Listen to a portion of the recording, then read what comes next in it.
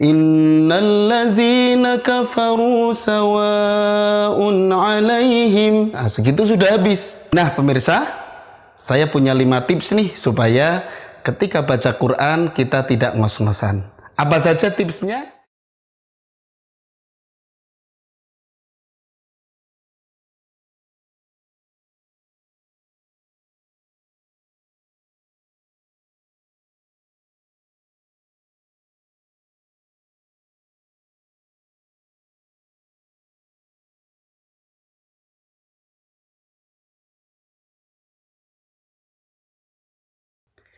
Assalamualaikum warahmatullahi wabarakatuh.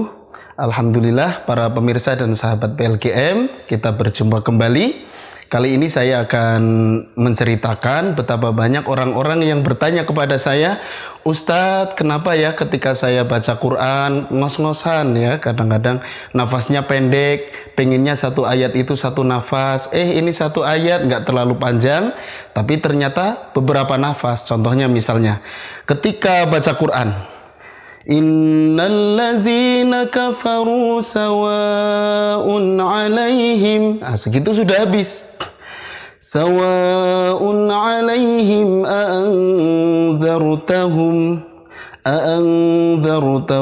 am lam tunzirhum la yu'minun. Nah, segitu sudah ngos-ngosan, padahal pengennya satu ayat itu satu nafas. Innalladzina kafaru sawa'un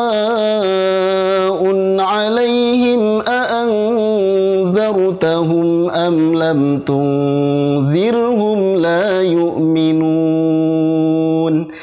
Para pemirsa dan sahabat PLGM pastinya banyak juga yang punya permasalahan yang sama, yaitu ngos-ngosan ketika membaca Al-Quran ya, nafas terasa pendek sehingga kurang maksimal. Ketika ingin satu ayat satu nafas, akhirnya terpaksa ayatnya dipotong-potong.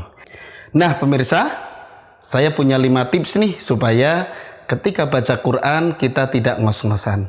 Apa saja tipsnya? Tips yang pertama yaitu kondisi kita harus fit, harus sehat ya.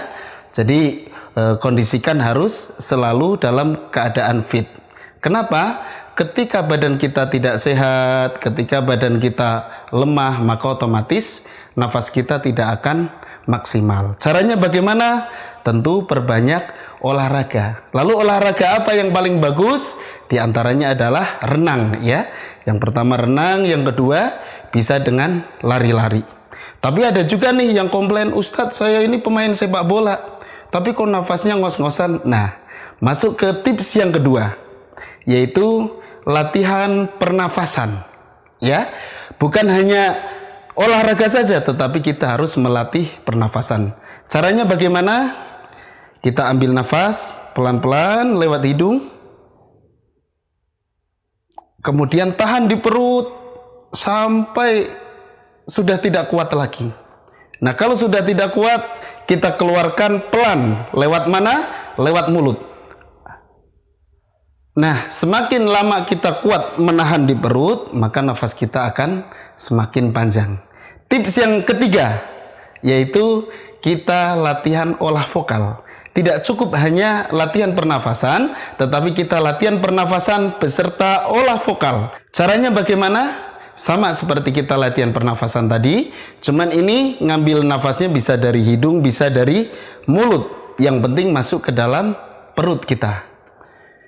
Kemudian keluarkan dengan suara ya, ambil nafas, tahan, kemudian keluarkan dengan suara.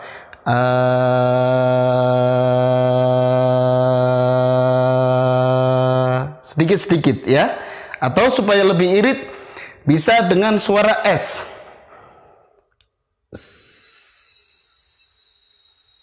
Terus sampai habis ya. Nah, itu adalah trik olah vokal. Nah, kemudian trik yang keempat yaitu perbanyak tadarus Al-Quran. Kita harus punya target bacaan ya, minimal 1 hari 1 juz. Kenapa? Itu sama dengan olah vokal. Nah, olah vokal ini berbeda karena ketika olah vokal dengan tadarus Al-Quran, membaca Al-Quran, di samping membuat nafas kita lebih panjang, kita pun mendapatkan pahala yang sangat banyak. Tips yang terakhir yaitu kita harus istiqomah dalam latihan. Jangan sampai kita latihan sehari ya, sekali latihan kemudian beberapa bulan gak latihan, tetapi rutin meskipun satu hari cuma latihan 10 menit misalkan ya, yang penting adalah rutin atau istiqomah. Para pemirsa dan sahabat PLKM, itulah 5 tips dari saya supaya ketika membaca Al-Quran tidak ngos-ngosan atau nafasnya menjadi panjang. Cukup sekian, mudah-mudahan bermanfaat. Wassalamualaikum warahmatullahi wabarakatuh.